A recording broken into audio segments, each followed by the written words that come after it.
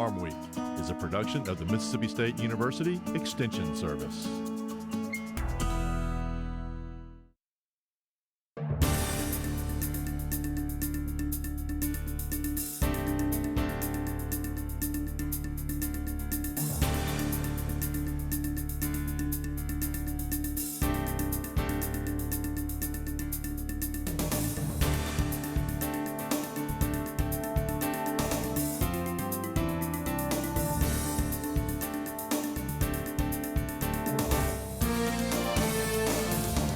Good day, everyone. I'm Leighton Spann. And I'm Artis Ford. Welcome to Farm Week. The Farm Bill is one step closer to becoming law.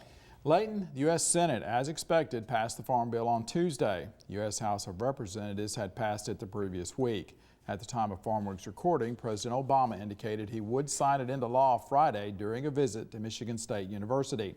The Senate voted 68-32 in favor of the 5-year bill. The almost 1,000-page bill will end $5 billion in direct payments to farmers. This will help make up for this loss. The crop insurance program has been reworked. Overall, the bill is supposed to save $16 billion during the next 10 years. SNAP funding, also known as food stamps, was cut by 1% or $8 billion. It's something most of us don't think about, but in rodeo, barrel racing, and other equine events, the condition of the dirt floor is a top priority. Proper ground and footing not only makes a facility safe for horses, the competition is closer as well. Good footing can also help an arena attract competitors from farther away. Farm Week's Amy Taylor reports from the Ground Management and Footing Clinic in Starkville. To most of us who visit an equine event, the ground just looks like dirt. But to competitors, it's the #1 factor in deciding where to compete.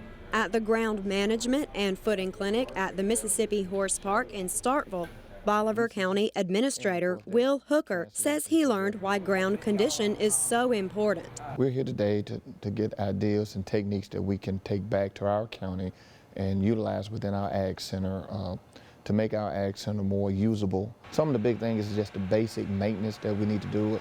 A lot of horse lovers have certain needs that need to be met, and so what we want to do is to get those basic foundational things together. Safety, a lot of people, their horses become part of their family, and so if you don't have a safe and secure facility that they're risking their horses with, then they're not gonna, patronize you. Additionally, Hooker says visitors at the clinic want to attract more out-of-town travelers to their facilities, which generates profit for local business. Horse Park Director Brickley Miller says that improving a facility's surface begins with properly working each layer of footing. The Horse Park recently won the prestigious Just and Best Footing Award for its competition surface. One of the main things that we focused on was how to properly cross-cut your arena, and it's really important to start from the bottom up to get that hard pan out of your arena no matter what discipline that you're working with. And of course we showed the different uses of the different tools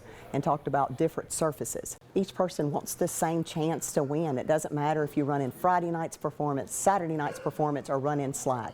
And that's what we see with our facility. We keep the ground so consistent for each competitor that they're so appreciative of the ground, and we won the award from that. Additionally, Miller says each equine facility's footing is different, and it's important to work the footing according to the type of event you wish to host. From Starkville, Mississippi, I'm Amy Taylor reporting. In this week's Southern Gardening segment, Extension horticulturist Dr. Gary Bachman shows us how to relieve the symptoms of cabin fever by growing microgreens indoors.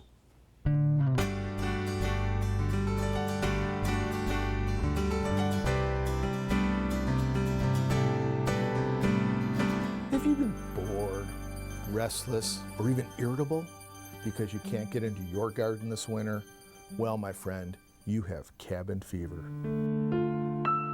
Cabin fever is also called seasonal affective disorder because of the short and cloudy days of winter and can impact many gardeners during the winter months. And for the active gardener, it only gets worse when all those catalogs start arriving. But there is a simple cure until spring arrives. You need to grow an indoor microgreen salad garden. Microgreens are colorful, nutritious, and a delicious way to brighten any winter mood.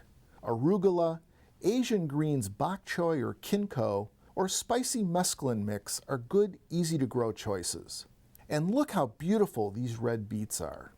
Growing microgreens is easy and only requires a small space on a windowsill or under a light. Any size container will do. Bedding plant trays or repurposed plastic clamshells are good growing containers. Sprinkle seeds of your favorite greens on the surface of moistened growing mix. Gently tamp and cover. After a few days, the seeds will be germinating. After 7 days, the greens will be ready to start harvesting. Sowing seeds weekly can ensure a steady supply of microgreens, keeping you cabin fever free. Microgreens are sometimes called vegetable confetti and can be used as a decorative addition to dinner, or when blended together, they can be a colorful salad. So if you're exhibiting any of the symptoms of cabin fever, try growing some of these fresh microgreens indoors. You'll scratch that gardening itch, as well as having some tasty salads. I'm Gary Bachman for Southern Gardening. Gary says try growing giant red mustard and radishes for microgreens with a spicy flavor. In the feature segment today, we go to the only university where students operate a major farm. They grow more than 1,400 acres of row crops and 3,500 head of hogs. They're also trusted with a $750,000 budget. Time now for the markets with Layton, and you say that there's a good trend for catfish? An extension economist will offer some analysis of where the fish industry is in just a moment. Also ahead in our market segment, the cattle inventory report shows the nation's herd declining still. Ending stocks of soybeans are forecast to be tighter, while corn makes its wintertime low price. The government's January 31st cattle inventory report showed a continued decline in our nation's herd, but also hinted that rebuilding may be starting. The annual report indicates that the total number of cattle and calves is down close to 2% from 1 year ago. That is the smallest total U.S. cattle herd since 1951. Meanwhile, the beef cow herd is the smallest since 1962.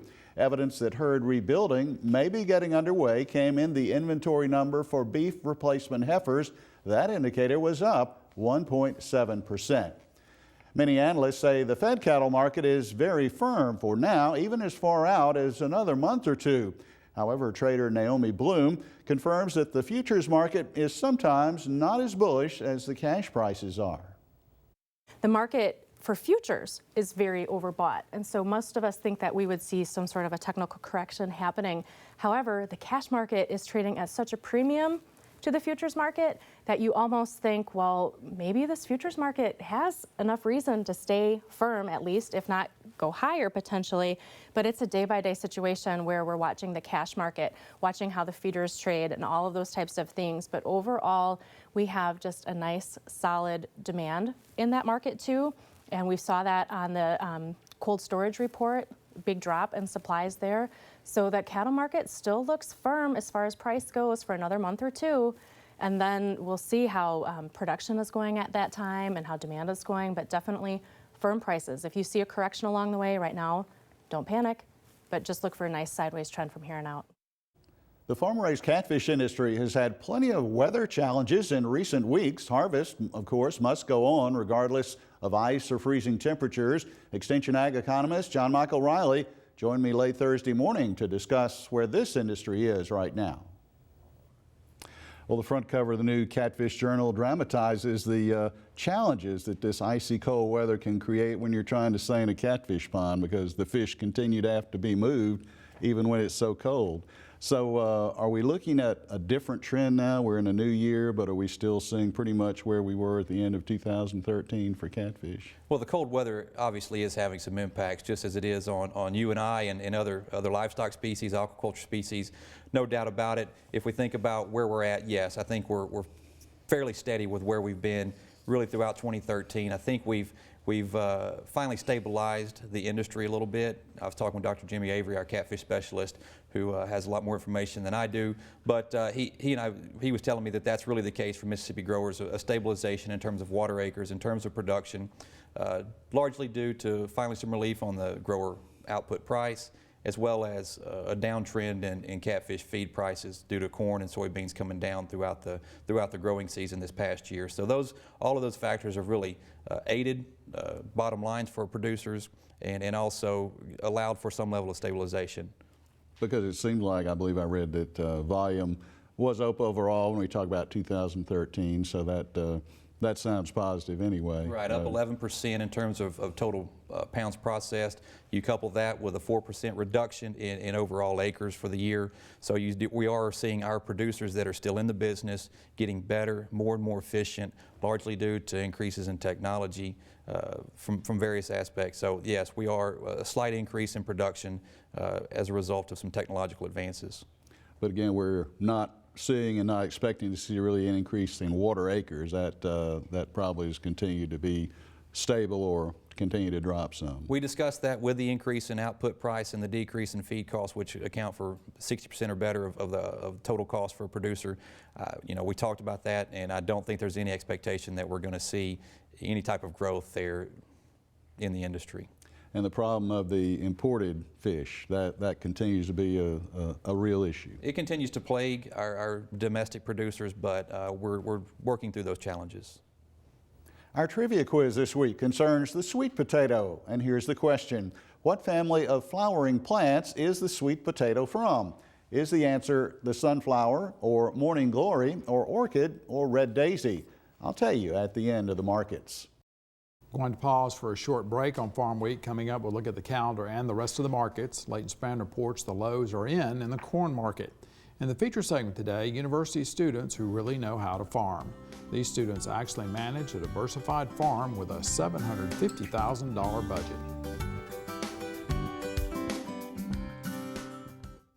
Prepared? I'd better be. After all, paying attention to details is what makes the difference. The more preparation and planning time I invest, the more successful and enjoyable the outcome. For everyone. I know everything can't be perfect. I don't expect it to be, but the time and effort I spent pays off when the unexpected happens. So yes, I prepared for my marriage until death do us part. Prepare for your marriage. Before we get back to the markets, let's look at the Farm Week calendar. Landowners interested in improving their quail and turkey habitat should attend one of two Mississippi State University game bird workshops. The game bird workshop will be held February 21st in Batesville and in Macomb on the 28th. There is a $30 registration fee, and you should pre-register by February 17th. You'll learn about quail and turkey habitat and about using pen-raised quail on a property. We'll have an online registration link on our Farm Week website. Two prescribed burning workshops will be held in the next few weeks. You'll learn about how to do it and how to do it legally. The cost of the workshop is $10. You should pre-register by February 17th. Saturday, February 22nd, the workshop will be at Sardis. The following Saturday, March 1st, it will move to Macomb. We'll have an online registration link on our Farm Week website. Go to our Farm Week website at farmweek.msucares.com for information on these and other events. Now check out this week's Farm Week Snapshot.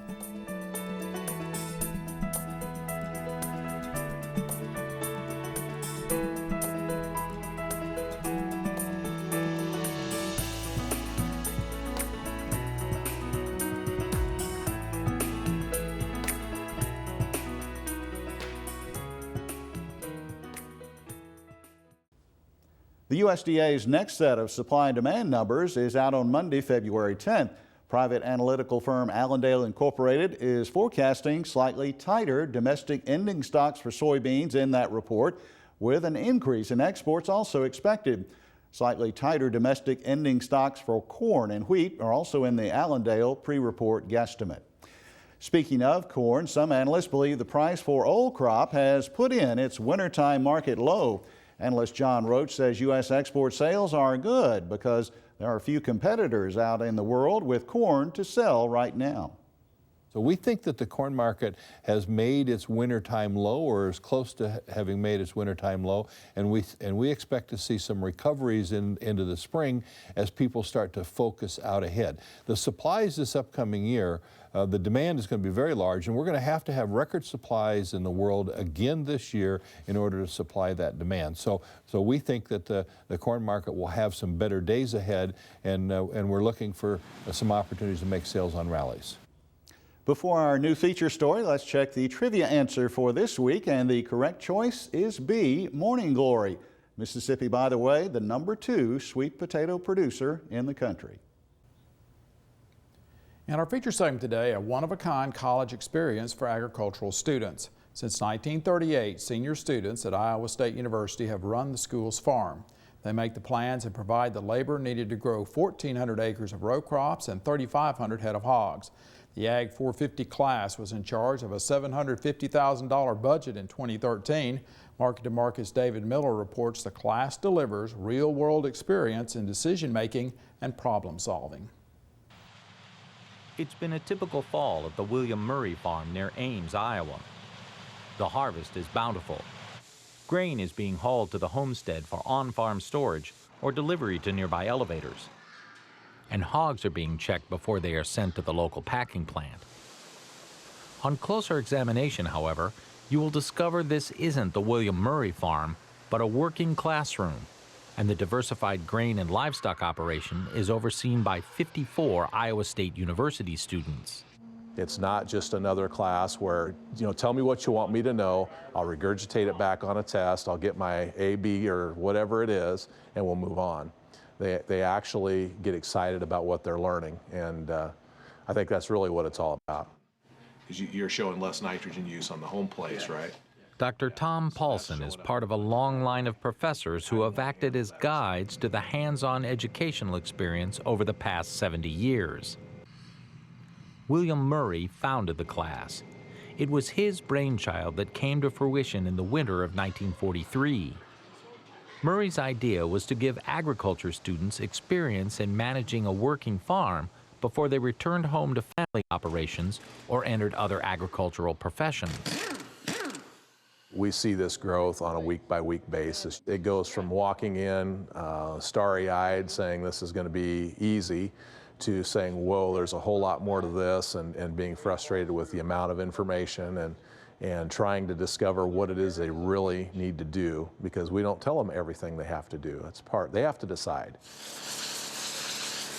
To work on this farm, the only one of its kind at a land-grant university, you must take a course offered by the College of Agriculture and Life Sciences called Agricultural Education and Studies 450, more commonly known as Ag 450.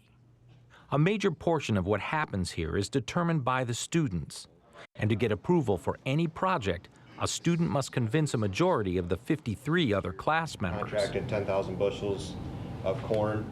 Ag 450 provides an opportunity for students to explore ideas and concepts in a real-world environment. Many students operate complex farm machinery for the first time, while others gain practical experience with projects deemed too expensive to experiment with on their family's operations. Most of the students are enrolled in the College of Agriculture, but only 30 to 50% will return to family farms. Josh Favor will return to work on his parents' farm after graduation. And I wanted to take it to try to learn new things, some technology, some new equipment that I might not otherwise have a chance to run, new ideas. And then that way, when I go back to the farm, I can contribute some experiences and ideas. There are a lot of people who do stuff in life for the money. I'm gonna farm just because I love it. Class President Emily Ryherd plans to have a career working on her family's farm. Just the farm management part of this class really brings it all together, all those little aspects that we have to take courses on. It brings it all together to one course. I can relate it back to my home farm and also just really any job in the industry. Students also receive guidance from Dustin Perry, a PhD student, and Greg Vogel, who helps implement the students' directives. You have to be able in this job to allow the students to experience success and experience failure. And what I have found is they learn best from failure. I know I did. Vogel, who spent 15 years in agricultural businesses after college, received his master's degree from Iowa State in the early 90s and has held the title of farm operator ever since. Okay, we'll go ahead and call the meeting to order and have Sammy. 1 day per week is spent on campus discussing and voting on various farm project proposals. The class is split into 8 committees covering everything from crops to machinery to public relations. Each group is responsible for keeping the farm operating properly. The student farm managers also are required to spend 1 day per week at the Ag 450 farm located just south of campus. Because the on-farm classroom only holds 35 students, the class is split roughly in half. And students quickly discover one of the biggest hurdles to passing the course is finding ways to communicate effectively between the 2 sections. Everyone helps to keep projects on track by finding a delicate balance of personal meetings, email, phone calls, and handwritten notes. The ultimate goal of every Ag 450 class is to make the farm profitable 3 out of every 5 years. Utilizing a budget of nearly $750,000, this semester's class begins where last semester's finished. In the spring of 2013, 596 acres of corn and soybeans were planted on a combination of Ag 450 ground and other land owned by Iowa State University. An additional 800 acres were custom farmed for other university departments. And 3,500 head of hogs were finished on contract for a private Iowa company. As the semester drew to a close, 32,000 of the 45,000 bushels of corn harvested were sold to local elevators at an average price of $4.81 per bushel. And all of the 5,174 bushels of soybeans were sold at an average price of $12.60 per bushel. According to early projections, the 2013 corn crop was 30% smaller than expected, but the students making predictions in the fall of 2012 couldn't have predicted a second year of drought in Iowa and a decline of nearly $3 in price. But favorable oilseed production and prices may have cushioned the blow. The soybean crop was 8% larger than expected and sold for 60 cents higher per bushel than projected in October of 2012. The final accounting will be handled by those enrolled in the spring class of 2014. Spearheading the plan for 2014 planting intentions was Sammy Bissell of the Crops Committee. Her proposal for taking advantage of seed varieties with a higher yield potential was adopted by the 6 other members of the committee. Factored into their proposal were more expensive seed and the loss of 100 acres of rented land. Also on Bissell's mind was the thought of losing money.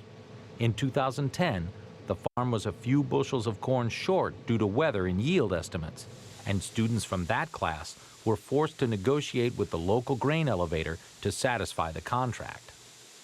Most of the time, when you have 54 mines, they come to a pretty good decision because they self-check. But sometimes we have to step back and say, you know, why do you want to do that? How come? How much? So this is what asking for 56 tons of lime on 110 acres? But if we give them a situation where they can come to that decision on their own, that's a lot better for them. And it's a little harder for us, but I think it's well worth it at the end of the day. Okay, that one. After satisfying Paulson's concerns, Bissell brought the proposal to the class for a vote. Together, the whole crops committee put together our enterprise budgets. So with everything, all of our expenses, all of our inputs, we're going to make $78,828 for everything. Assuming we have everything paid for, and that has the drying cost of all corn included in there and stored. That has no discounts on our seed that we're potentially purchasing. Your returns are projected off of bushels times the price, right? Yes. What did you use for prices? The corn was like $4.20, and our beans were straight 11. The motion restated was that we would move forward with the proposed, and could I get a show of hands, those in favor? Okay, that's majority. Thank you. Motion passes. Thank you, guys. The entire presentation and vote took less than 5 minutes to complete. For Paulson, those are the moments he lives for. In this course, there's a certain time where they start to get it, but they don't necessarily get all of it right away. But they realize real quickly that this is not their home farming operation. This is not another Iowa State University research farm. It's not another farm that maybe they worked at when they were growing up. And once they get that, they see that, and the aha moment happens, they start to make decisions that are based upon what's really here and not what somebody else wants them to make decisions about. Next semester, another class will take over the operation with hopes of making it profitable and keep William Murray's dream alive. For Market to Market, I'm David Miller.